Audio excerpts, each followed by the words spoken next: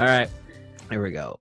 Welcome to the Roads We've Traveled, episode 6. How is everyone doing today? Got a special guest here today, my new friend, Mrs. Desiree Ragoza. How are you? I'm good. How are you? I'm all right. How's life during quarantine for you?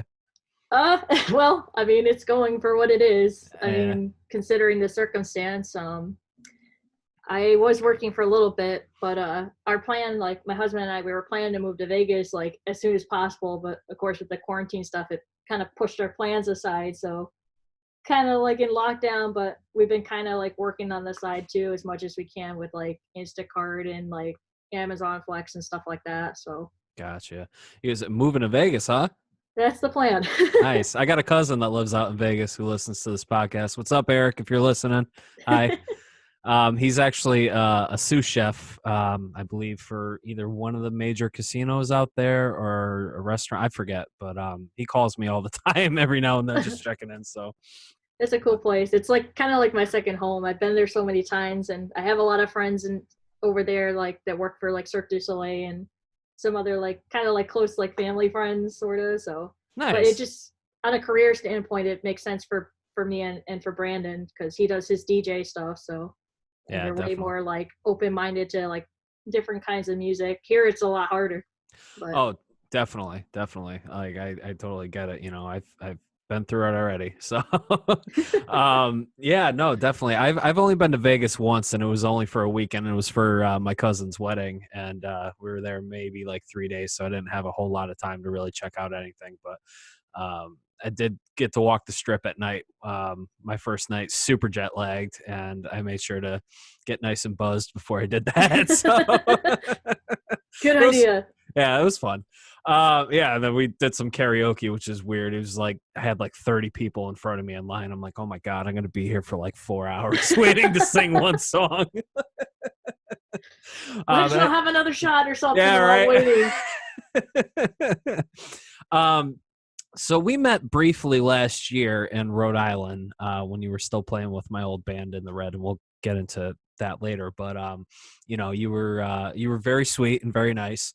And I was like, I really like this girl. She's really cool. And, you know, I got to see you perform and everything. And you kick so much ass on stage. Seriously. Like, Thank you. Yeah. And like, I always like that, like, you know, you're always smiling from ear to ear and rocking out on stage. And I'm like, she's the only one that could pull it off in that band because when I was still within the Red, our old drummer, Mark, he would constantly smile in like all the band photos, and we would get so pissed off at him. Like, dude, we're you know, we're trying to be serious here. Like, you know, we're trying to be tough, you know, and you're just like cheesing away in all these photos. And I'm like, you're ruining it. But like, no, you pulled it off very nicely and like got everybody else on stage to smile too. So I was like, all right. Like, I dig it. You know what I mean? So gotta have your fun, you know? Yeah, exactly. But you killed it. I was like, wow, she's amazing. Thank you. Yeah, so that's how we met. We met briefly there, but you grew up in Ashford, right? Yeah, Ashford, Connecticut. Very cool. I've only been through Ashford a handful of times, and there was well, I'm sure you probably know the Hole in the Wall gang camp. Yep. We actually went there when I was a kid because my older brother's a leukemia survivor, and he got to go there. And well, you know, Paul Newman owned that camp, and rest in peace, Paul Newman. But yeah, no, that was the only few times I've been up to Ashford was to go there. So, but Ashford's beautiful. Yeah, it's a very quiet town, very small population, and I mean that's where I've been pretty much a majority of my life. I grew up at the elementary school. I went to E.O. Smith High School. So, what was growing up like? Like, you know, did you have a good family life, or you know, supportive parents and stuff like that? Yeah, I mean, my family's super supportive of it. for a little while, like, well, my dad's the one that taught me to play. I started at a young age. I started playing guitar when I was 3, and it was just kind of something I gravitated towards watching him. And he used to scream and yell at me for like touching his prized guitar. It was like the first one he ever bought while he was in the military. He's like, "Don't touch it, don't touch it." But then he started watching me like try to like attempt to play something on it, and he had just kind of like this light bulb come on, and it's like, well, I'll just buy our kids one and see what happens. And he wrote like F, G, and A on the top to try to help me kind of memorize it, I guess. And before I knew it, I was just like playing on it every day. I was having fun with it. He would teach me how to change strings and stuff, and I'd be playing for like hours just learning different songs. And my mom would sometimes yell at me, "You need to go play outside. It's not good to have calluses on your hands." You're like, no, Mom, I want to play metal. I want to be cool. That's Well, awesome. No, that's awesome though. It's very cool. Mine was similar and different. My father was the singer in my family, and my sister too. And he was the lead in our church choir growing up. And that's how we started singing. My sister and I were both in youth choir together growing up, and then I took lessons after that. But it was always like my father had that like all on your knees, that almost like style voice. operatic voice. Yes, he can't do it anymore, unfortunately, today, because he has pulmonary fibrosis in his lungs, so he Oh, can't sing anymore. But that it sucks. sucks. But yeah, but I still remember those times. I'm like, I can't sing like my dad to save my life, but like he was the reason why I got into singing. So I totally get it. Like that's very cool that your dad got you into guitar. Yeah, it's just for him it was a hobby. He used to do lighting like a long time ago. He owned the lighting system at like Toad's place and stuff, Oh but no shit. yeah, a long time ago, 30 something years ago. It was almost like destiny for you, because now you're out like rocking these big ass shows and everything like that. That's awesome. So like growing up, like in Ashford and everything, like did you was school rough for you at all or anything? Did you like have any trouble like with because I've talked about in previous episodes like getting bullied growing up, and like my parents Yeah. getting divorced and everything not helping the situation at all. So I suffered a lot from like mental illness with like depression and anxiety and stuff like that. Like was anything like that happening when you Yeah. were growing up? I mean, I had my fair share of it, of like kids that like bully me and stuff. And where I grew up too, it was like, I mean, like on a race standpoint, like it was predominantly white. And I think probably in my grade, aside from like my two siblings, kind of like the only Asian. And there was like, it wasn't like very diverse where I grew up. So in that aspect, it was hard. And just in general, I was always very quiet and very shy. Teachers thought I had like a speech problem because I was like not talking and participating in class, but it's genuine because like just I'm just shy and have a hard time talking to people. But over time I started to overcome it. I think more so when it got to like my junior high years before I got into like freshman year of high school that I kind of felt more comfortable. Mm, I Um hear you. but yeah, and then in my high school year, my parents like went through their first phase that they were gonna go through a divorce and stuff, and they actually got their divorce official. I want to say it was like 4 or 5 years ago, probably, but Wow. How old are you, if you don't mind me asking? 27. 20, oh wow. Pretty I thought you were a lot younger than that, so I'll take the compliment Oh. though. Me, I look a lot older than I am. I get it all the time, and I'm just like, oh god, like I'm 33. I look like I'm like mid to like late 30s at this point. I'm like, fuck, like. I assume that you were at least like in your late 20s. That was my guess. Well, thank you. I appreciate that. I wish I was still in my late 20s. I'm getting there. I'm like slowly creeping up on a couple Uh, more years. I'm not rushing it. Hey, you know what? Yeah, whatever you're doing, you found the fountain of youth, so keep it going. Me, I'm aging like old milk. So like I guess I partly have my mom to thank for that, I there you suppose. go. All right, so yeah, so that was I totally get where you're coming from, because like my parents divorced when I was in high school, like I said, and it was just like super hard, and then like I was just constantly getting picked on and bullied, and I was just constantly shy too. Like I kept to myself a lot, and you know, it sucked not having like anyone to really like talk to about stuff, and then just Yeah. constantly getting berated all the time. So I know what you mean, going through all that. And like for me, like my escape was listening to music. Like I would lock myself in my room and just like blast like my favorite tunes, and like Yeah. it worried the hell out of my mother, but like which, you know, it is what it is, but you know, it got me through. And that's how I gravitated towards performing and stuff like that. And I always found that like I was more myself on stage than I am off stage. And I think I talked about it in a previous episode. Like, why can't I be that confident guy that's on stage? Like, get the fuck up. Let me see you, you know, blah, blah, blah, blah, blah, you know, why can't I be that in real life? Cause like when I'm like talking to other people, I'm like, oh, hey, what's up? You know, like, yeah, Yeah. socially awkward as hell. Like, I totally get that. I'm kind of the same way myself. But for me, like, I don't know why. Like, it's hard for me to start a conversation, but if somebody can start the conversation, like, it's easy for me to be like, mm. more like, I don't know. I totally understand it. I think that's the you know, I started podcasting years ago with friends from the local music scene. The first podcast we did was the League of Extraordinary Frontmen with Scott and Jeannie from Crossing Rubicon, and Agrippa from Agrippa 93, and Kevin from Demons Pass. These are all, you know, friends of mine. And we were just talking about comic books and shit. Like we're all just singers talking about comic books. Jeannie's And cool. I oh, was just wearing my Cross of Rubicon shirt yesterday too, or I the love other day. I love Jeannie. She's awesome.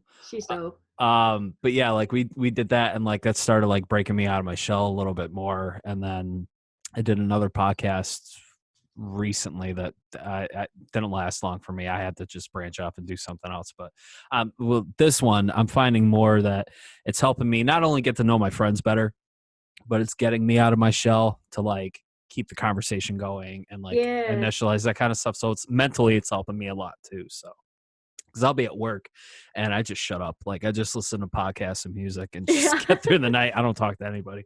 So, so I get it. I know where you're coming from with that. Like it's hard to like branch out like that sometimes. So Yeah, it's hard to be the person that has to engage as opposed to like somebody else tries to engage with you and you can kind of like flow into the conversations.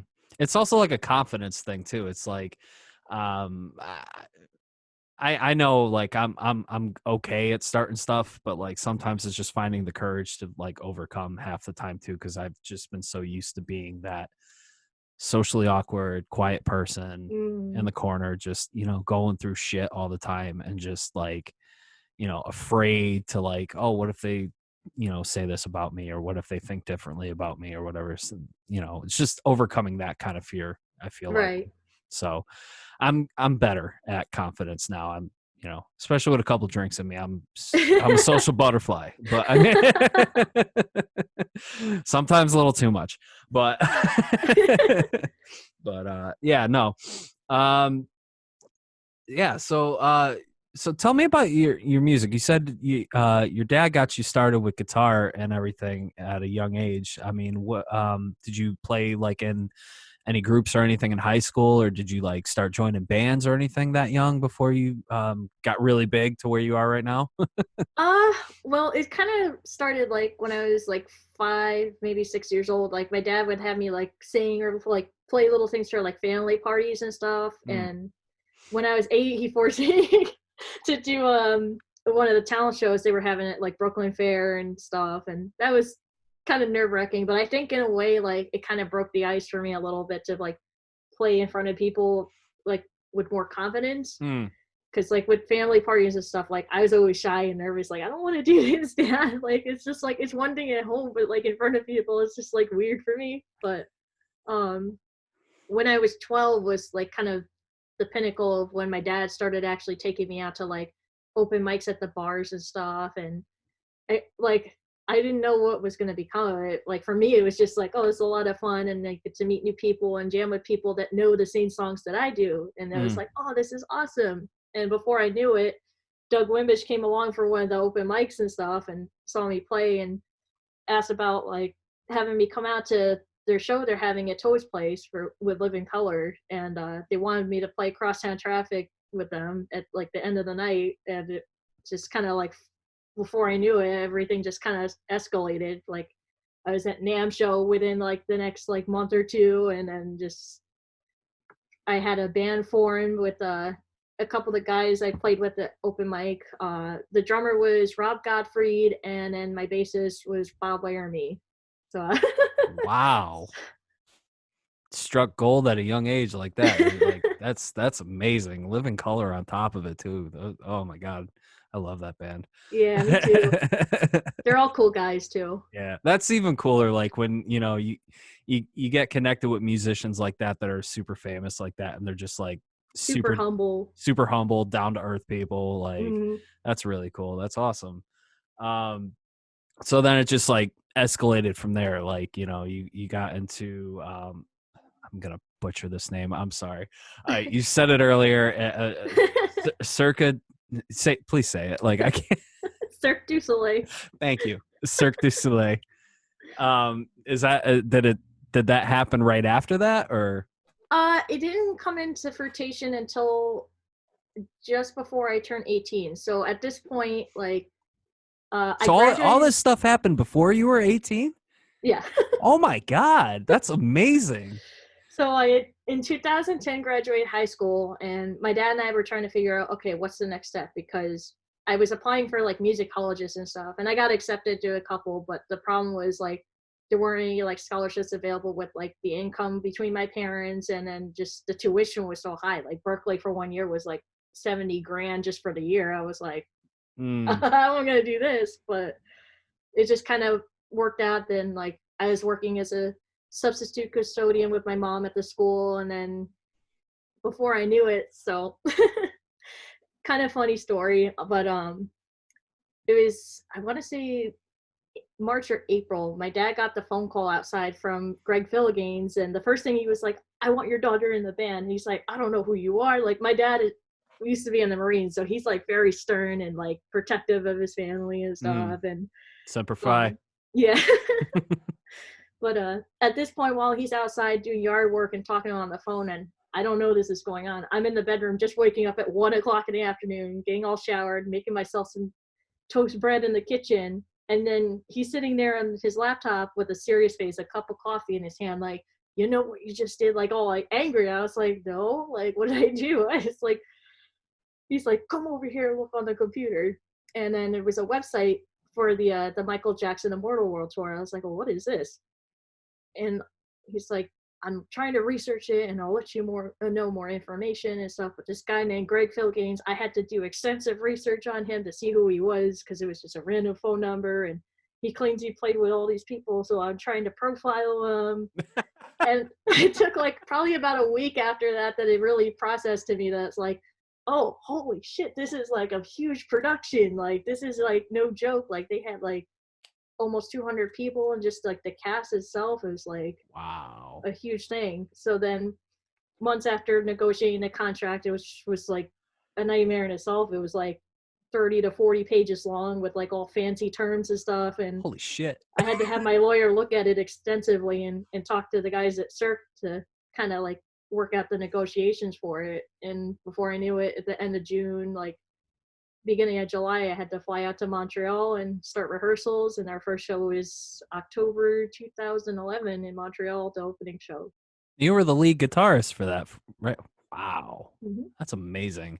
Your hairstyles were like so crazy, because I was looking at, like, not being creepy or anything, like I research all my guests before I bring them on here, but like some of the photos I saw and everything, just like your hairstyle was like, holy shit, she looks like the big mohawk. Yeah, that big ass mohawk. I'm like, yo, she is such a badass. Like, look at that. Like, and some of the paint and everything too. I was like, damn, like, fucking get it, girl. Like, I think that was probably the hardest thing to learn, was the makeup, because before that, like, I wasn't really into like wearing makeup so much. Like occasionally like just play around just the colors, but they had to show every artist like how to do their own makeup, and they had a pamphlet to show step by step how to do it. So I think that took me about like a couple weeks to really like try to like perfect it, and before I knew it, it just kind of became a routine. so that was the style that they told you to do.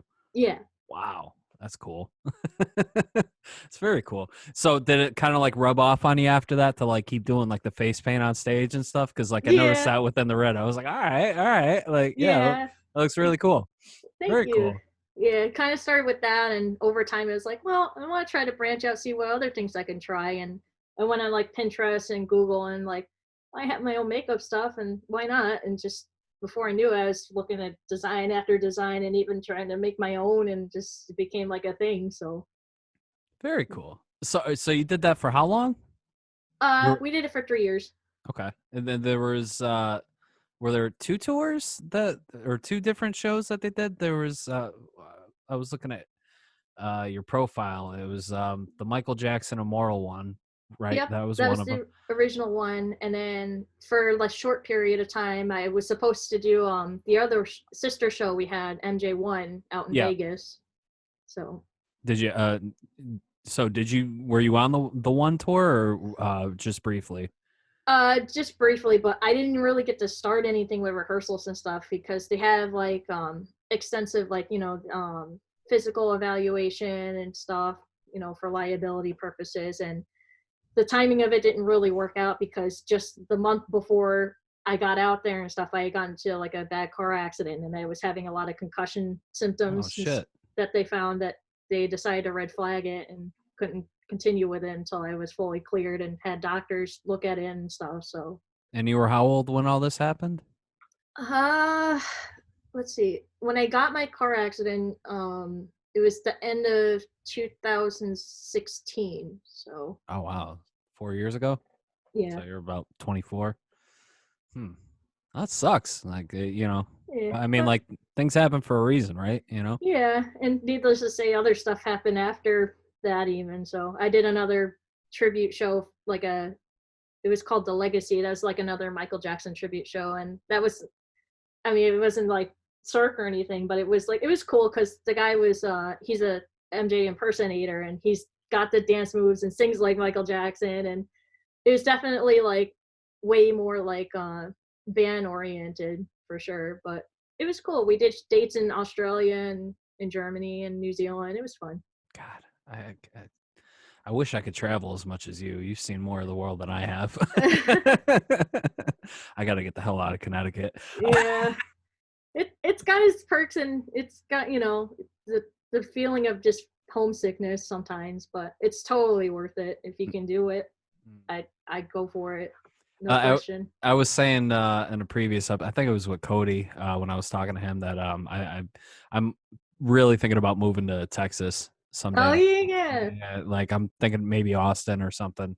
So, because it's just a Austin's big, cool. yeah. Like everyone keeps telling me, and they're like, "Oh, you would do great there with all your art and your music talent and Oh, whatever." And I'm like, definitely. "Yeah, I'm thinking about it." And I got family in San Antonio too that I can always pop in and visit. So, wouldn't And be the that bad. drives to each city aren't that bad either. Like, No, it's like an hour and some change or something. Like, it depends where you go. Like, I think one time I drove, I think it was from Houston to Austin, I want to say. It was like 4 or 5 hours of driving, but it's like, all flat roads and stuff. It's a nice scenic drive. It's yeah, not terrible. it's not like driving all the way through Pennsylvania when you start at Oh, one the, end and you see nothing for like 5, 6 oh, hours. don't remind me. I had to Oh, do that. yeah, me too. A few times. I fucking hated it. It just feels like it goes forever. That and what's the other one? Oklahoma too sometimes. Oklahoma. Yeah, Oh, depending on what section you had to drive through, it yeah. just felt like forever. Well, hopefully all this shit stops soon so we can all start traveling again. Oh, Because I gotta get the hell out of here. I know. Brandon and I had just been talking about it a lot. Like, we want to go see, like, we want to go, like, the people post, like, those trails and stuff to see different waterfalls around Mm, states and stuff. Like, we want to do, like, nature trail stuff. Like, there's so much we yeah. want to do, but we can't. It's like, you can't even take your bike out without them screaming and yelling at you. Oh, you're sprinting it. Yeah, exactly. But I mean, people still do it anyway. You know what I mean? Like they're still out there exercising, hiking trails. But I mean, thankfully for the most part, smart people are keeping that social distance or masking up. But I mean, like I'll still like be outside, driving to work or something, and then there's people outside like not wearing masks or anything, and they're not Yeah. keeping that social distance. I'm like, you guys are the reason why this hasn't calmed down yet. You know Yeah, what they I keep mean? pushing back the reopening dates. Exactly. It sucks, you know. I was just at the grocery store today, and thankfully they got signs on the door saying you can't enter without a mask or anything. But of course, there's one woman in there who was around the age bracket where she was super susceptible to Yeah, getting super we sick just saw from it. that. I think we just saw that like a day or two ago. We went to like Stop and Shop, and there was one guy like, yeah, he seems that age is like very like highly likely to catch it and stuff. But But yeah, this woman wasn't even wearing a mask or gloves or anything, and I'm like, yeah, that guy too. He wasn't. He was walking around Stop and Shop, just minding his own business, and like, it's like, oh, do you guys not get it? You know what I mean? Like it's people. Granted, it's not as massive as like the flu or anything, but people are still dying. You know what I mean? I've had friends who just lost grandparents from COVID-19 that were confirmed cases, and I'm like, people are dying from this. yeah. The You place know? I used to work at too. They had people message me saying, "Well, now we're confirmed with like 3 people who have it." I'm like, "Oh, that's just great." Yeah. Hell, even I don't want to say who or anything, but I've got friends who's like, landlords are sick, and like they were supposed to go back to work, and then all of a sudden they couldn't because Now it's at a halt. exactly. So I don't know. I just can't wait for this shit to be over with already and just get back to some sort of normal. But Too. getting off that, why don't we get back to some more music? How about that? Stop bringing this. I'm all for it. So when all that ended, was that around the time when you auditioned for In the Red, or were you doing solo stuff before In the Red? I was still doing solo stuff before In the Red. I have my band, Desiree and Friends, and we perform mostly like local shows, but we play a range of like between my originals and stuff from like Van Halen, Journey, Joe Satriani, Jimi Oh, Joe. Hendrix, Allman Brothers, anything really. Nice. Alice in Chains. Ah, that's my band right there. Like, as much as I love Nirvana, but I feel like Alice in Chains was way better than Nirvana. I And I'm inclined to agree with that. yeah, and if you disagree with me, whoever's listening or watching, you can fight me on that. I don't care. Like, Lane Staley was a way better vocalist than Kurt Cobain. You heard it here. I mean, don't get me wrong, I love the dude too, but I Oh, think in yeah, terms of the style and such, I have to go with Alice in Chains on it. exactly. Just that voice alone is just so iconic. Like, you can't. I don't think I've ever heard anyone even remotely come close to his style of vocals ever. I mean, I could be wrong, but I mean, I'm old, but but yeah, no, that's awesome though. So you're doing a bunch of like great covers and stuff like that. Joe Satriani, I didn't know who he was until this girl I dated years ago. Her father was a huge Joe Satriani fan. He played guitar too, and that's all he would play was all Oh Joe yeah. Satriani stuff. So I was like, oh, shit's pretty cool. Like, so um so you did the bands, the solo stuff for a while, and you were playing Foxwoods too. Like you got some shows at the casino, right? Well, for that time, it was for the contest they were having for the Battle of the Bands. So That's we were right. there like for like a few rounds. We made it all the way to the final round, and we got third place. So I'm happy. I'm content. Hey, check that off the list. That's something I've never done is play at one of the casinos, so that's really cool. We used So to play Mohegan a lot too when I was younger, but they changed a lot of the rules since then.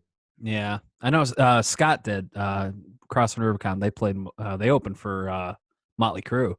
Oh wow. Yeah, they got I think this is before Jeannie joined the band, but yeah, Scott showed me pictures of it and stuff like that. I was like, damn, like, that must have been crazy. He was actually, by the time this episode airs, Scott's episode should already be out, and he was talking about how when they did open for Motley Crue, like I forget what song he said he was playing, but like he ran from like one end of the stage all the way to the other, and he had to hold like a high note through the Mm-hmm. whole time, and he was like, "Oh, that was a bad idea," and then like he had to like get back on the mic again, like he was like way out of breath by the time like he Like, finished this.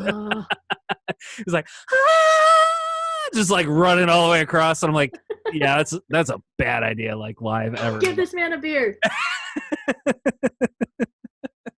Oh God. Yeah. No, that's really cool though. Like, the casino stuff. I wish I could say I've done that. I'd like to get back into music someday. It's just right now it's not great and everything. So I'm Oh trying. yeah, I'd like to do a solo album before I'm 40. So, and I that's a was good goal. Yeah, I mean, I was talking to musicians too, like some friends that I made along the way, and like, oh yeah, let's get together, let's jam. And all of a sudden, bam, coronavirus. I'm like, well, this is on hold for right now. Temporarily. Yeah, I mean, like not everybody has like setups like this, so it makes it a lot harder, I I think. gotta say goodbye to Brandon. He's gonna take off to Oh, some work. This is Brandon, in case anybody doesn't know. hi, Hey. Brandon. He says hi. Oh yeah, you got to go in through the headphones. Yeah. Go ahead. You can say hi. What up? Hi. What up? What's up? I'm AJ. How you Good to doing? meet you. Good to meet you too. I used to be the singer of In the Red before Cody. Oh wow, interesting. Nice. Yeah. That's all Awesome, man. That's all my memorabilia back there. Wow, that's dope. Oh, it's nice to meet you. Good to meet you too. Hopefully we can actually chill when this coronavirus stuff is all over. Yes, definitely, definitely. Stay safe, all right? I'm gonna head out. All right. Bye. Bye. Love you. Love you too. I'll see you later. Aw. Well, you heard it here first, and you saw it here first. That's the signs of a happy marriage right there. So, Yes, it is. so how did you guys meet? So, Oh, funny look, story. she's blushing. Look, I got that on camera. Because it's almost like it's like embarrassing, but like not. So Oh, it's not embarrassing. You're in love. Stop it. yeah, It's nothing to be embarrassed about. we met on Facebook dating. How come everyone has more success with online dating than I do? I strike out all the time on that. It's weird for me because normally for like in my previous relationships, like I know the person in some level, or maybe I grew up with them or like a mutual friend or something, but I've always been in like long-term relationships. But yeah, I never done online dating before, and I was just kind of curious about it, like after I went through a really bad breakup just not too long ago. But I was like, oh, like I wonder what it's about and stuff, and I wasn't really like serious about it. It's just kind of like more so just curious, and I had requests and stuff, but just I don't know, just I wasn't like feeling it. I wasn't into it, and I was thinking about deleting it. But at that point, and I saw Brandon's profile, I was like, oh, this seems really interesting. And he's like, oh, he does DJ stuff. That's cool. Like he's got professional photos and like a couple of like personal photos. I'm like, all right, he seems very personable. So I sent a like request to him, and before I knew it, was like I just like thinking it's like, oh, he's not gonna reach out to me. And then like a few days later, he messages me and notices that my favorite song that I last listened to was "As Sure as the Sun Will Rise" by Killswitch Engage, and we found out it's like both this like our all-time favorite band, and that we love sushi and pizza and stuff. And a couple weeks after that, like we went on our first date, and he asked me, it's like, so what kind of sushi do you like? And I'm like, salmon. He's like, really? What kind of, is this sashimi? He's like, what are the freaking odds? Like, before we knew it, we had so many things in common, and just we hit it off really well, and here we are now. That's awesome. I'm happy for you. That's great. Thank you. I've had zero success with online dating. Like I've tried everything, like Tinder, Facebook, like OkCupid. Like I think I had one date out of the entire time I've tried all that online dating stuff, and I wasn't feeling it. I was just like, nah. Like I don't know if it's just me or if it's like the pictures I have or whatever. I don't know, but like I also have a hard time like trusting the person on the other side, because it's like, Yeah, am I you never actually know. if I'm actually talking to a human being, or is this like a 50-year-old man, like Right. doing whatever God knows to himself, looking at my pictures, like like ugh. But like I don't know, like that stuff just kind of like I don't know, it makes me a little bit paranoid. I always found going out and meeting people was the best way, and that's how I ended up. My last relationship that I was in was actually at a local show at Cherry Street Station in Wallingford, and it was just like out of the blue. I think I was playing that night too. It was for my friend's birthday bash, and I was doing a song for his band, and my was my girlfriend after that, but we're no longer together anymore. But she ended up just out of the blue, just showing up out of nowhere that night, just to support one of the other bands, and then we just immediately hit it off. Just like I never felt that way ever when I met anybody like that. It was just like grinning from ear to ear, and then she's telling her friends like, "Oh, who's this guy, AJ? Like, he's really cute. Blah blah blah blah. I think I'm gonna go out with him. Blah blah blah." And then I ended up taking her to a non-point show like a couple days later, and like it was cool. Like, you know, it is what it is. You know, you live and you learn. You know, I you know, think fondly about the times that her and I had together, but unfortunately, it didn't last. Oh. You know, she moved on, and you know, I moved on myself too. You know, I'm not dating right now, but I mean, you know, I know what I want, I guess, is what I'm saying. I don't know.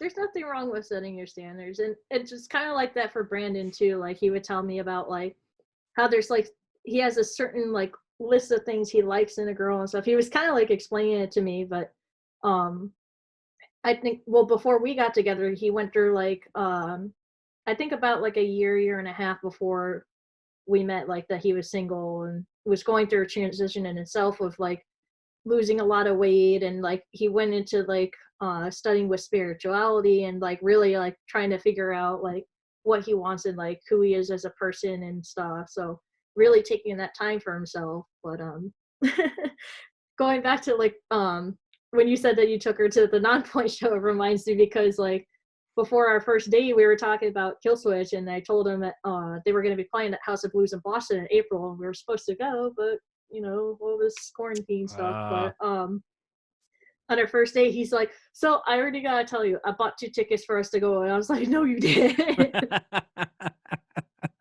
That's awesome. That's really cool.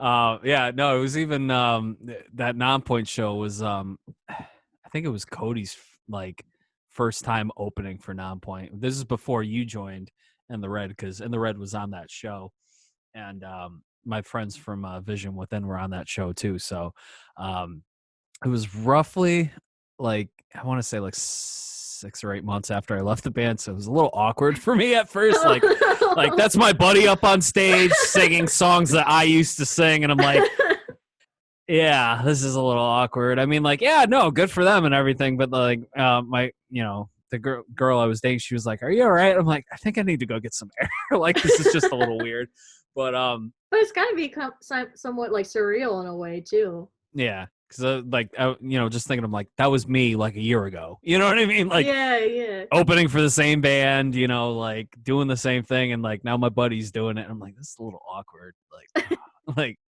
you know, like I fully supported him doing it too, but I mean, you know, it is what it is. You know, it's almost like seeing like your ex like with somebody else like a few months later. It's just like, oh, you know, like Yeah, I don't know know how what to. you mean. I like I'm happy for you, but like this is weird. Like, you Yeah. know, I don't know, but yeah, so no, I'm really happy for you that you know you found somebody. I know we've been friends on Facebook for a little while, and I know I've seen your posts and everything. I know that you went through a lot of stuff with past relationships and stuff. And Yeah, I've um, had my fair share. yeah, I mean, you know, we don't have to go into it or anything like that, but I mean, like, I'm just glad that you found somebody, locked them down. You know what I mean? Like, you know, Me you got. too.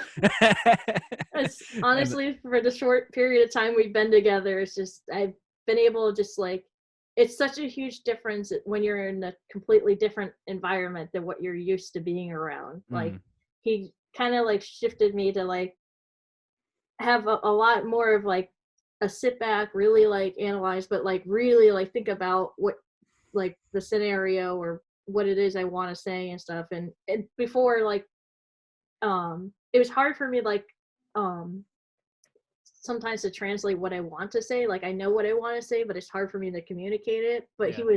it's almost like in a way he was like my translator in the beginning. Like he just knew my thought process and he knew what I was thinking and stuff. It was kind of like weird, but it was like it made me feel like safe and comfortable, and I was like, okay.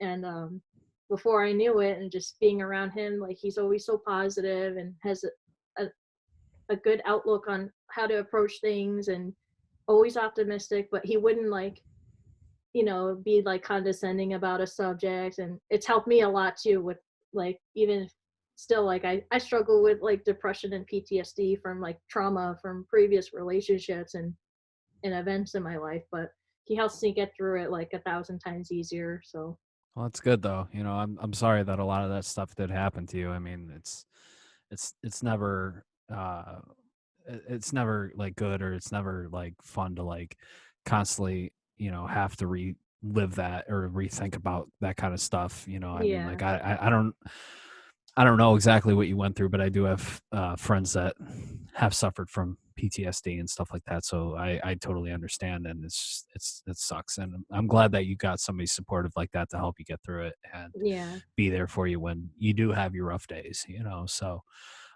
that's And good though. You know, and to feel safe too is like I think that's what we all want.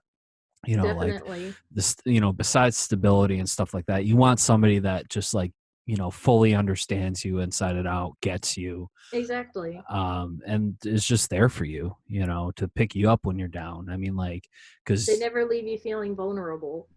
exactly. I mean, like that's what I try to do with every relationship I am. I try my best to like help them out and like be there for them and supportive and stuff like that too. But there are days where I have my troubles too. I suffer from depression too, and I'm constantly thinking that I'm not good enough for people, or I'm not good enough to um be in other people's lives and stuff. I've struggled with suicidal thoughts and everything like that too. But I mean, like, I don't know if it's just selfish of me to think that way or whatever, but and then I just constantly have to tell myself, I'm like, no, like, if you didn't matter to anybody, like, you would be alone, but like, you're not alone. You've got friends that do care about you. You got people in your lives that do depend on you, so stop. Yeah. Like, I just get stuck in my head a lot, and I think it's mainly because I live alone, and I just, I work way too much, and I don't get out as much as I'd like to, which just makes isolation even worse for me. Yeah. The work So definitely is consuming for the mind. yeah, definitely. And I just keep piling on more and more. It's just, yeah, whatever.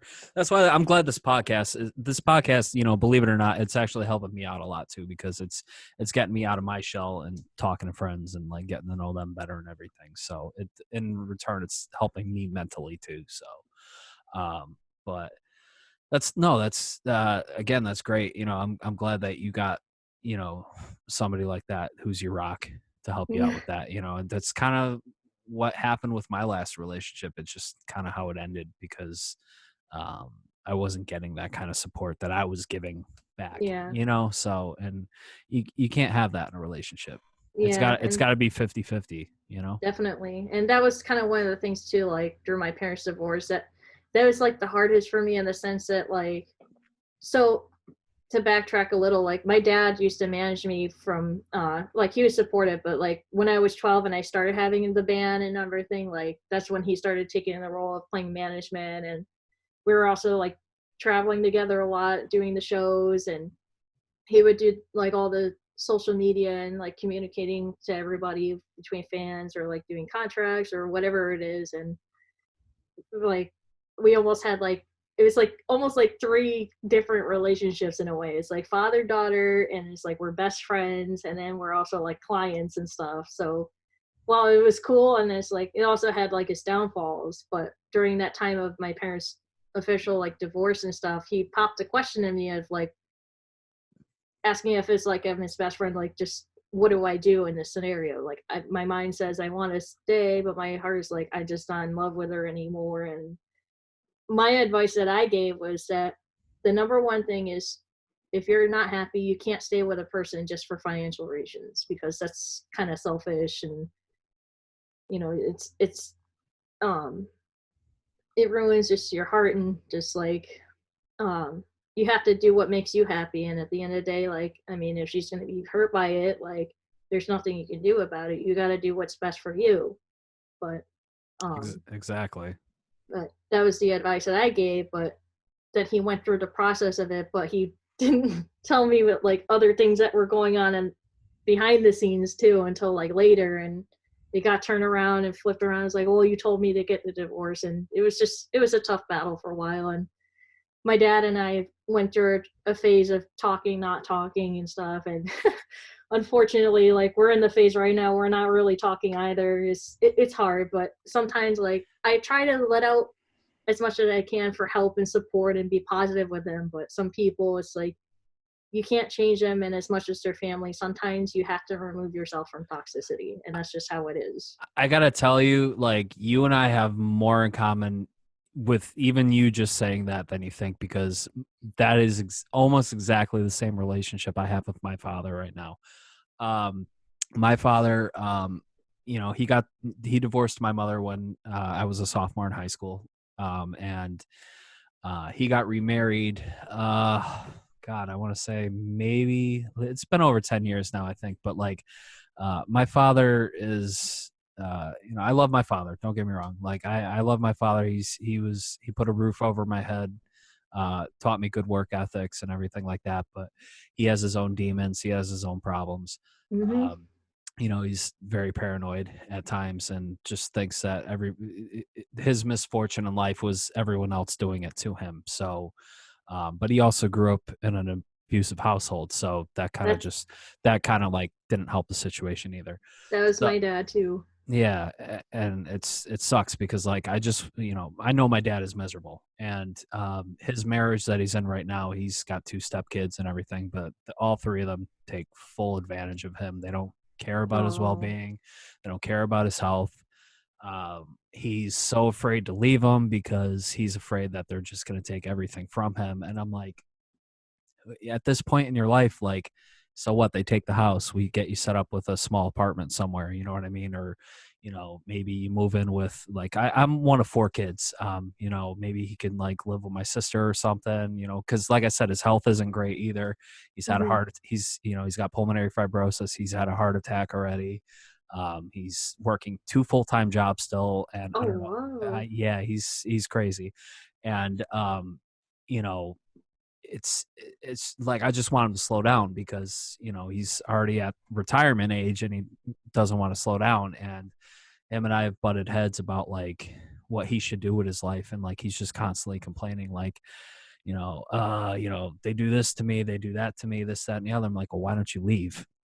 And it's just like beating a dead horse because like Yeah. he doesn't listen. You know what I mean? Like, and it's like I'm telling you, like you just said, and I'm telling my listeners too, if you're stuck in a situation where you're miserable and you're unhappy, there are ways to get around that and get out of that situation that you're in. But the first step is that you need to do it yourself. No one else can do that for you, no matter how much you vent or bitch about it. Like, oh, this person's screwing me over, like my ex is doing this, blah blah blah. I'm like, get out of the situation. It's that It sounds simple. easier said than done, I, but I I know it's, but it's about taking that step yourself. Like nobody can force you to do that. right, You know what I mean? exactly. So, but it's just you need to realize that. And unfortunately, that's my father. He's that's how he's been his whole life. He doesn't take those first steps. And like I've told him, how I feel about the situation and how I don't want to be like that. I've gone through therapy plenty of times, like dealing with family issues like this, and getting past it. And it pissed off a lot of my family too, because like I just stopped being supportive like that. I'm like, no, I'm not going to help you uh, be this way anymore. I've got my own life to worry about. I've got this to worry about and everything like that. And if you Right. want me a part of your life, this is where you need to meet me at. You know what I mean? I can't support you for what you're doing to your life anymore. Exactly. And it's kind of put up this wall between my father and I right now. I mean, like he talks to me every now and then, but we really don't see each other that much, and it sucks because like I think about him all the time. I think about his health and everything like that. But it's just like all that negativity that's going on in his life that he just vents to me all the time when he's not doing anything to rectify it. It's just Right. I can't deal with it anymore. I So don't blame you. I totally understand where you're coming from because I'm dealing with the same thing. So With my dad, it's hard because it's like, I mean, aside from just trying to give the positive advice and give him the optimism, it's just, he's very stubborn, but I mean, it's hard to say because it's my dad and I love him and stuff, but he's very like narcissistic in a lot of ways. yes, Especially like going through what I did, like on a financial perspective of things and how things work. Like I lived there, so I guess briefly I'll touch on it, but like after I went through a bad breakup and I was in the hospital for a little bit just from like the trauma of what happened. And after I got out and my dad and his girlfriend got me all moved in, and I mean, not that I really had the choice to, but I was there for a little bit and just to be in a safe place. And it seemed like it was going to be fine and working out, but then it's like, it got to a point like I came across like with talking to Brandon, and they became curious and they started getting angry with me about it because like you shouldn't be moving on into a new relationship and stuff. What happened to like finding yourself and being yourself? But the way my dad is about it is he's told me pretty much since I was a kid, like, you know, that I shouldn't have anybody in my life relationship wise, and I need to just do music and that. But My so they cat. got upset about it, and it Sorry, got to a point. my cat's knocking shit over here. So. I didn't mean to cut you off, but like she keeps coming into, you know, the power supplies, and she does this to me every time I record my podcast. Like She's so cute. that's Isabella. Say hi. Hi. She's purring. Can you leave me alone now, please? Thank you. I'm sorry. Continue. Oh, no, just it got to a point that him and his girlfriend, they got upset that I was engaging with Brandon and spending time with him, and to I a mean, point that it led to me that I couldn't live there anymore because I wanted to spend time with him and be around him, and he was giving me that positivity and optimism. It just like he demanded too much of me in terms of like he knew I was working full time.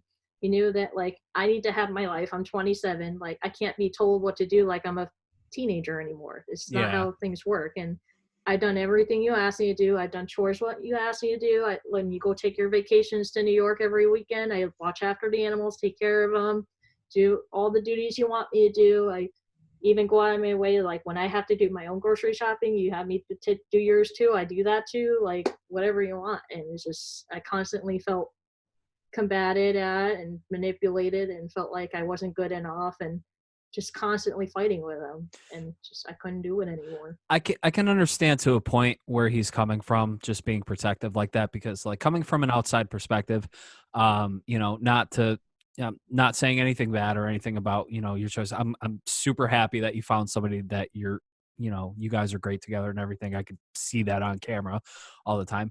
But I mean, like, I was a little like from an outside perspective, like, you know, you were with. I did move quick. Yeah. Yes. Yeah. You did move kind of quick. I And did. I was just like, you know, does she, I don't, I like, obviously not knowing the situation or anything. I was just kind of wondering, I'm like, is she okay with being alone for a while, or did something happen where like just the spark ignited instantly? And like, obviously, you know, you're telling me that, you know, Yeah. you and your husband hit off like really instantaneously. So I mean, like, you And know, I good for wanted you that. guys, but I wanted that time to really like spend to myself, and I kept telling myself and promising myself that I'm gonna take that time for myself to like heal and stuff. But just I don't know, just the way that like it took those couple of weeks before our first date is just like kind of getting to know him, and it felt like, oh, we were best friends already. But just like I don't know, just it felt like something I never felt with before, which is how it clicked and just how well we got along. And having not meeting him before, yeah, I was skeptical at first, and he admitted to me like before I got there for our first date, he's like, he didn't know what to expect, if I was going to be like some 400-pound chick or whatever. He said to me, or if I was like transsexual or whatever it was, he didn't know what to expect. He's like, I'm going to be honest, that's just like, I was scared, I was nervous, I didn't know what I was going to walk into. I'm like, you know what, fair enough. yeah, I hear you. But yeah, no, just coming from, you know, an outside perspective, I thought, you know, I was thinking, I'm like, oh, that did seem kind of quick, but I mean, yeah, like, you and a know, lot of yeah, people say so, but yeah, but I mean, I'm happy that you're happy, you know, and I'm glad that things worked out and everything. I mean, sometimes it just works out, you know, you never know. But I mean, exactly. do you still take that time to like, you know, take care of yourself and Oh, get definitely, to know yeah. get to know you more, like that, you know, that style mentality I think is super healthy and super important. Definitely. Yeah. And Brandon's supportive of it too. Like, I mean, we're the weird couple, like we're just like inseparable. We do everything together kind of, but like not in like we're clingy in like if it makes sense, like kind of like the healthy way. Like we're not jealous about anything. We're here all the time. We work on each other's computers and stuff. Like we don't have anything to hide, but just we genuinely just enjoy each other's company. But through all of it too is like Brandon's helped me like discover new things and passions and like hobbies. Like I've learned a lot of new stuff, like with cooking and stuff that I never thought I would do, that and just like going back to my arts and crafts and like really like figuring out like, well, like it's okay for me to have feelings, is it okay to express myself, it's okay to like talk to him without having that judgment and criticism, but a level of understanding, but it's okay to have like our disagreements too. Mm.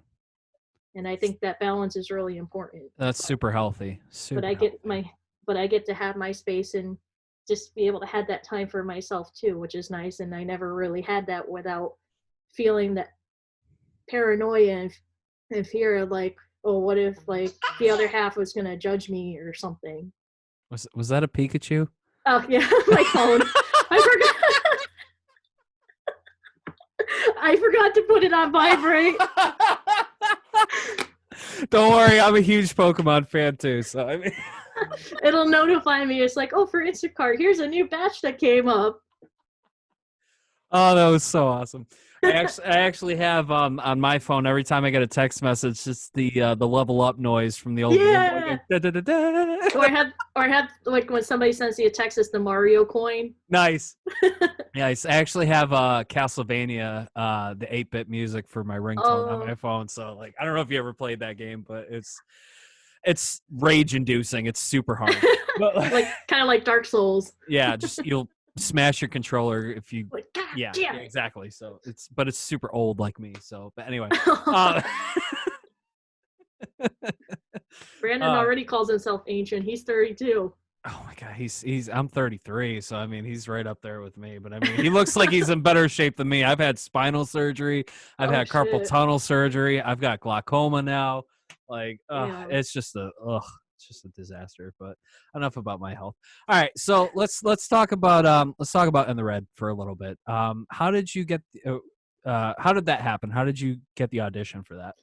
So it was kind of weird. Like I was just kind of in my bedroom, just doing my own casual thing. And actually, John was the one that reached out to me and asked me if I wanted to audition for it. But he knew I was a guitar player, so he already like looked at the resume and stuff. But he thought like, well, I think he came across it. I want to say because of maybe like videos I posted, just more so like I learned bass like for at least before he messaged me for that year, just like as a hobby, just at home, just for fun, just learning new things. But he asked me if I wanted to audition for the bass position. So I was like, you know what, why not? I'll give it a try. And so I listen to music and I really love it. I enjoy it. Like even now, like I still pump it on every now and then. I still wear the shirts. I'm still in support of it. So yeah. It definitely kicks. And I was like, after what was it, New World, that album came out, I was like, God damn it, Cody, why do you write fucking better music than me, son of a bitch? He's an amazing lyricist. He's super dope. Yeah, I told him that. I was like, you're way better at it than I am. But I mean, he's no, it's not. It's just, experience. I'm like, oh, fuck off. Like, I love you to death, but like, whatever. I'm like, you're so much better than me. God damn it. I still listen to it. It's great stuff. Yeah, I still put it on repeat every now and then too. House of Me was really good too, and I just wanted to tell you that too. I can't find it anywhere now though, but I mean, I think it's I saw it was still on Spotify. Yeah, I checked. It's not there. I don't know if really? I don't know if the guys like pulled it or whatever after everything that happened, but I did hit up Cody. I was like, "Oh, can you like send me that? I can't find it anywhere." But anyway, so you talked to John, you got the audition, you played bass, and you just hit it off immediately after that, or? It took a couple of audition phases before they said yeah, they're like she's the one pretty much. But for me it was like so it was kind of embarrassing. But the first audition, like I was not technically prepared like on a equipment standpoint, because like I had to borrow a friend's bass. I had to borrow another friend's like bass rig and stuff to get ready for this. Cause like, I was like mad serious. Like, this is like a big thing for me, a whole different like territory, like getting into metal scene, never mind just playing a completely different instrument is like, this is cool. So, but after a while, like it started to get to the point that I invested to buy myself a bass rig, and I was able to get my other bass guitar back because initially I got it for a gift for a guy I was with at the time, but because he really insisted, I want a 5-string bass. I want a 5-string bass. So I got it for his birthday, but then just like he was having it collect dust and sit in the corner before he spent $3,000-$4,000 on a custom 4-string bass. And I'm like, you son of a but no, I got to a point like he said like, well, you can borrow it and stuff until you get your own and whatnot. I'm like, you know what? Why do I have to try to get another one when I've already paid for this one? Yeah, exactly. So Yeah, it and you're doesn't not make even sense using to. it. Yeah, it's sitting in the corner. So So you but so you get the audition, you join, you start playing. Did you like when was your first show with In the Red? it was almost a couple years ago now. I was at Beach Sock at Fets. Okay, That was my first show. nice. And went off well, I'm Yeah, assuming. Nice. I was a little bit nervous at first, but it went over better than I was expecting, and I was like, holy shit, this is cool. Did they know you were gonna rock the face paint, or like did you just show up looking like that and they're like, I think I want to say John was the one that asked me if I could do it. I oh, don't. all I right. think so, but because like they knew I do all the crazy like Yeah. makeup stuff, so. Oh, that's cool. Yeah, but But Cody used to wear a mask for a while when he came up on stage. yeah, that's what he was saying. Yeah, it was dope. It was almost like the Purge, like just like running up on stage or something. Like I was like, what the fuck is he doing? But all right, no, it was dope though. Like it was cool. But yeah, so you did that for a while. You played a bunch of shows. You did what was your most memorable show with the band? Honestly, there was a lot of memorable ones, but I think my favorite one probably was that one we did at the Palladium when we opened for Papa Roach, Bad Wolves, and Asking Alexandria. That was my Yeah. favorite. Cody was saying that. Yeah, he said Yeah, that was a pretty good show. I but think. it's Oh God. it's a battle between that one and Vans Warped Tour because Mm, that was technically like my first and quote like last Warped Tour. Like I'd never been to one before, and never mind it. I think it's like, oh, we're playing at Vans Warped Tour, so that's a pretty surreal experience. yeah, I don't think I've ever gone to Warped Tour either. But when I saw that you guys were on there, I was like, oh, that's awesome. Like that's really cool. But like I think for me, like mine was probably that Hailstorm show that we did at the Webster. It was sold out, packed beyond belief. Middle of July, stupid hot in that place. Oh, It was and I found out that they actually turn the heat on too, so people oh get. no. They apparently they do that. They turn the heat on so people get thirsty and they're buying water, they're buying beers, Oh, and that's smart. it's smart and it's stupid because some of my friends passed out at the show. Oh Um, well, that's an issue. but I'll never forget that night. That was amazing. We got to hang out with Hailstorm before the show during sound check and everything. Get to talk. That's awesome. We went on right before they did on the main stage. Like it was That's dope. unbelievable. And I mean, like we've had a lot of great shows too. I mean, Pop Evil, Power Man 5000, stuff like that. But I mean, that was the one where I'm just like, holy shit! Like this is pretty fucking awesome. Like, but I don't think anything ever topped that after that. But I'm just glad that like, we got to set up the foundation for what In the Red would become, and for you and Cody and everybody else that took over after that to just keep going from there. I was like slightly jealous, but I was like, you guys got it. You know what I mean? It's like this was the plan. This was the formulation we came up with. Yeah. But you guys took it and like ran with it. I was like, this is not the same In the Red. This is like way better than like, what when I was in the band. But I mean, you guys are awesome, and I loved all the music you guys did and Oh, thank everything you. like that. So, and I'm glad I got to see you perform, like I said too before, you left the band and everything, and just see you kick ass up there was just awesome. So It was a ton of fun. And I mean, it's funny because like the look is like, that bass looks like 2 times bigger than you. Like, how do you hold the damn thing? I'm like, I don't know. It's just comfortable for me. Like, I never really had problems with it, but that's what I learned on a 5-string. I'm just so comfortable with it. So. yeah, it's funny you say that because my godmother saw us play. I think we were at Toads. I think we were opening for Riders of the Storm, and we were so out of place for that show. There was nobody there when we were playing on top of Oh. it. Yeah, it was just one of those shows. It was like a Thursday night, like it's like hit or miss there, and then we're opening for a Doors cover band or something, and my godmother came down from Massachusetts to see us play, and my aunt and uncle from Cheshire came down to see us play too. And my godmother looked at Chris, who was a bass player, and just how low he played his bass and everything, just like how low he would let it hang down. She was like, it looks like he's playing with his dick up there. And I'm like, what? Well then, I guess that's one way to put it. I love my godmother. She's so funny like that. Like she's not afraid to tell you how she feels or anything. And I love it. And she'll have a couple scotches too, and she's awesome. But just when she said that, I'm like, what the fuck is wrong with you? That's just the style. She's like, I'm sorry, it just looks like he's playing with himself up there. And I'm like, oh my God. So anyway, but so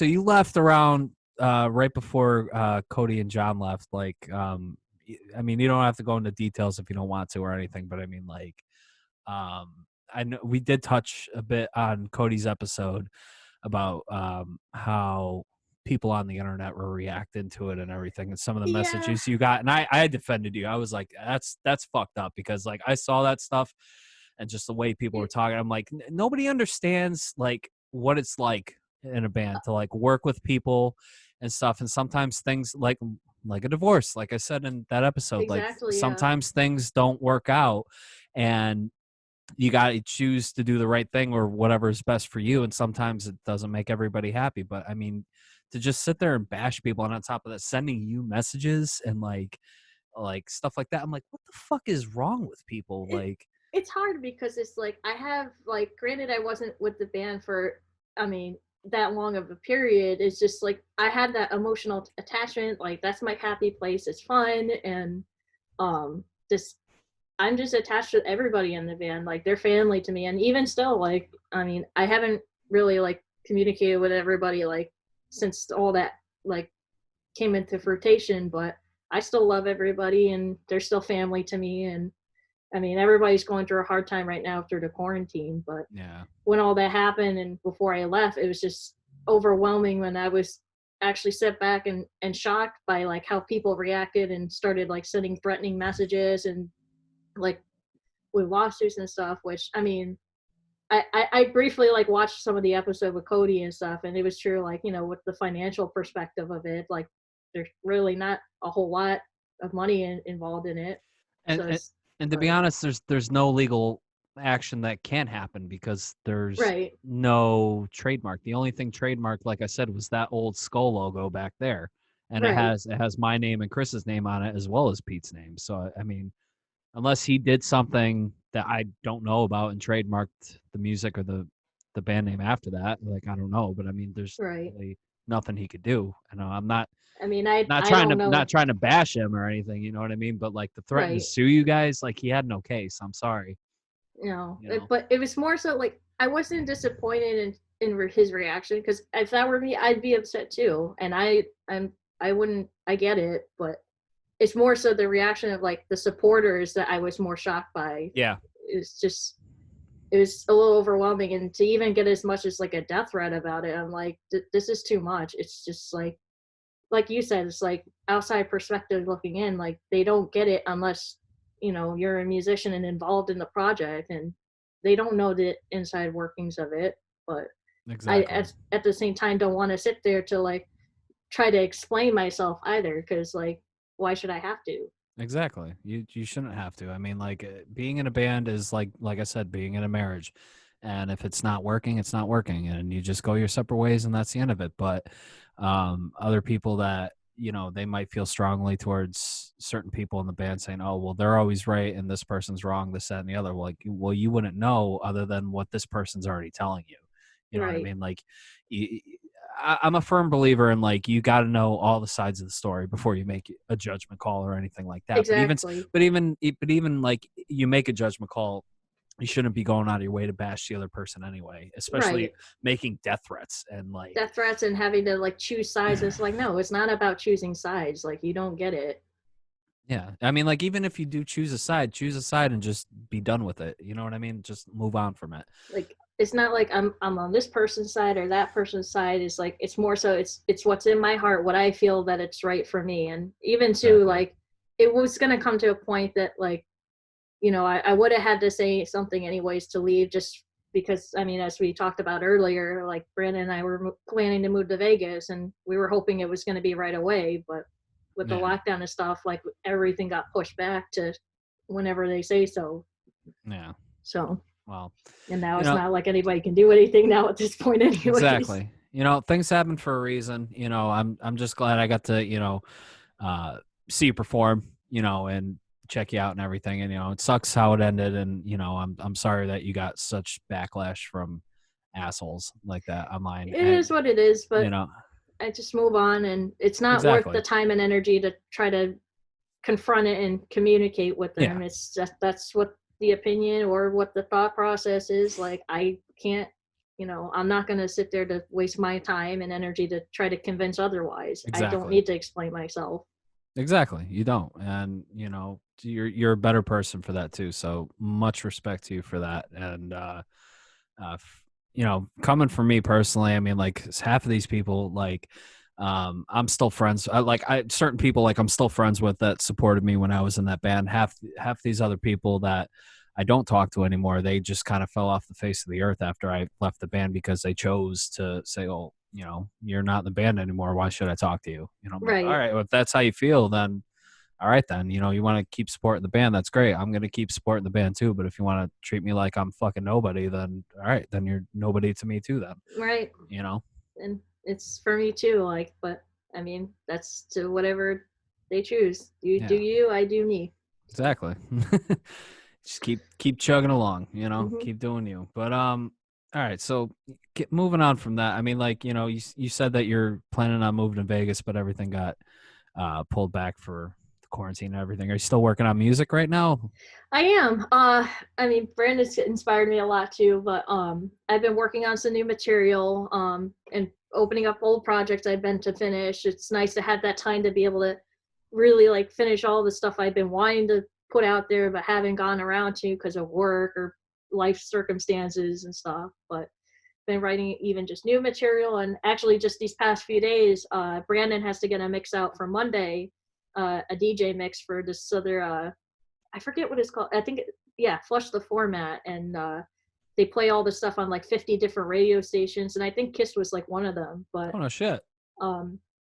He was feeling a little uninspired in a way, because he's done so many mixes, he's made so many packs and stuff. He's been doing it since he was like 15. It's kind of hard to come up with new ideas now, and especially the new music is hard to work with. And, but I was like, well, here's like a few songs. He says it's like more for like the Karen friendly crowd that you have to play for. So what about these songs? And before we knew it, like, we spent like 3-4 hours. He's already almost done with it. And it's just, it sounds really, really good. I'm excited about it. That's awesome. But it's nice that, like, we help each other. Like, even though I don't fully understand the DJ culture, like, he's helped me like understand it. But it's more so like when I went on our second date, it was like to one of his gigs and stuff, and watch him do what he does. Like, I don't understand the terminology and stuff and how stuff works, but just to watch him do it and how he does it, and even with the mixing and transitions into songs, it's very creative and very interesting. Cool. I mean, I'm not really into that style of music, no offense or anything. You know, it's just, it's more so the formula and the creativity of how you transition and like, mix the songs and stuff. That's really intriguing to me. I can respect that, like, totally, because like I would be up there like, what the fuck is all this shit? You know what I mean? Like, I am so not tech savvy, and yet I've got a pretty nice computer, and I barely know how to video edit. But I mean, you know, certain things like, you know, DJ equipment and stuff like that, it's like, what does this do? What does this do? I'd be like Gurr from Invaders Zim, like, what's that do? What's that do? Just pushing like all that shit and everything. I mean, his whole turntable setup right there is like, it's just right there. I can learn anytime, but it's just like, there's way too many like buttons and knowing what they do and stuff. And he tried to teach me like turntables, like with scratches and stuff. And it's just like, this is like a whole different, it's almost like percussive, but there's like a certain technique to do it. and in ways that relates to guitar of like how you have to use as little motion as possible and stuff. So some of the principles are there, but you got to have a really good ear too with music too. I think for something like that, like, you know, I'm okay, you know, but I mean, like he's got to have a pretty really good ear for like hearing stuff like, you know, little drops here and there, like levels here and there and shit like that. Like I don't fucking know for like, that stuff. But for that stuff, yeah. But like I was intrigued to know, it was like on that perspective too. A lot of them, I was kind of surprised, like in terms of like key changes and stuff, or like matching with like keys that work and stuff. A lot of them don't do that.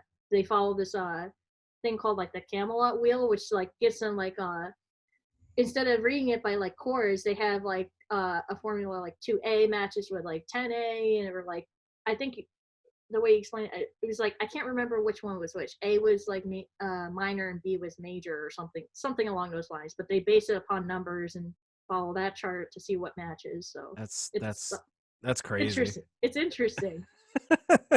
It's like super like scientific shit right there, and I'm just like, huh? Like, but the mix that we were working on, it was like it felt easy for him too, because I was able to sit there and help him. It's like, well, this matches with that. It's like I can tell him like, okay, I can tell with this beat that this acapella formula will work, or it's like, nope, that's not going to work. Like these keys clash and stuff. So it helped him out a lot too. That's good. So when this is all over and you guys move to Vegas, what are your plans when you get out to Vegas? The plan is I plan to like kind of like form a new band to do local stuff in Vegas or something along those lines, because I don't know if my band would want to move out there per se, because they got their own stuff. Like my bass player, he lives in Brooklyn, New York, and he's been like teaching and doing gigs out there and coming back to Connecticut to doing gigs. And my drummer Sarah, like she travels down to Nashville and Dallas a lot for drumming contests and doing fundraisers. She plays with Big and Rich every now and then and does drum lessons. She teaches karate and stuff. Like she's always busy working at like a golf course and stuff. Like she's always active. So that's pretty awesome. Well, whatever you get started, like definitely let me know, and I'll try to get out there next time I see my cousin, because my cousin keeps calling me all the time. He's like, "When are you coming to Vegas? When are you coming to Vegas?" I'm like, as soon as I get some money together, like I'm definitely hitting the West Coast, because I want to see Texas and see what it's about before I make my decision, and I'm definitely hitting Vegas again. So if you do, let me know. You'll always have a place to stay. Oh yeah, definitely. And I'm dragging my cousin out to see one of your shows. He's a lot older than me. He's in his 40s, but he knows he loves metal and stuff like that. So like we'll have a good time. So that's awesome. All right. I think that's gonna do it for this episode. Is there anything you want to plug? I guess if interested in music and stuff, I have Facebook, Instagram. There's my website, deepacid.com. I got all my music on Spotify, iTunes, Amazon, all that fun stuff. So awesome. Yeah. Very cool. If you guys want to check me out, which I don't know why you would, but I mean, no, but I mean, if you want to see me do terrible things at video games or rage or whatever, come watch me on Twitch at twitch.tv/jrbucklegaming.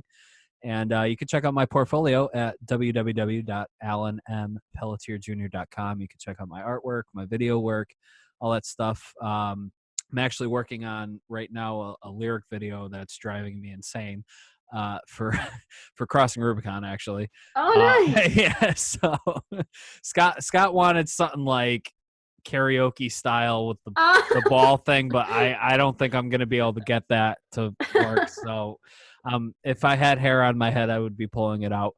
But so be on the lookout for that. That's coming whenever it's done. Brandon and I are starting a new project too. We're doing like, so we have one video release already with like the turntable guitar combination or like solos and stuff, but we've been writing some new music just as a new project for we just have it as Team Ragoza right now, but we've been writing a lot of songs between like heavy guitar / like EDM turntable style. So nice. How about just drop the team and just go Ragoza? I think that'd be dope. You think so? Yeah, I think that's got a ring to it. Yeah. I'll have to ask him about that one. I think he'd be down for it. Get a nice little logo for it and stuff. Yeah. Maybe like a little mix between metal and I don't know the terminology or EDM style Yeah, or whatever. EDM Like, style. you know, like a little mix of the two in the logo. I think that would work out pretty well for you. Yeah, that'd be dope. Oh, if you need a graphic designer, let me know. I'm your guy. I am looking. And you're my guy now. All right. You're hired. We'll work something out. All right. But I just want to thank Desiree for taking the time and chatting with me today. This was awesome. I've been meaning to like catch up with you and get to know you better for a long time. Yeah, this was really enjoyable. It was great, and Yeah. it's nice to be able to get to know you more too. Oh, Granted, yeah. we've only met each other for like the few times here and there, but Oh yeah, no, but it's been definitely. a lot of fun though. I really enjoyed it, and Yeah. thank you for having me. Of course, anytime. You're more than welcome to come back anytime you want. And I wish you and your husband all the best, and you know, safe travels whenever this thing's over, all the way to Vegas. So Thank you. no problem. All right.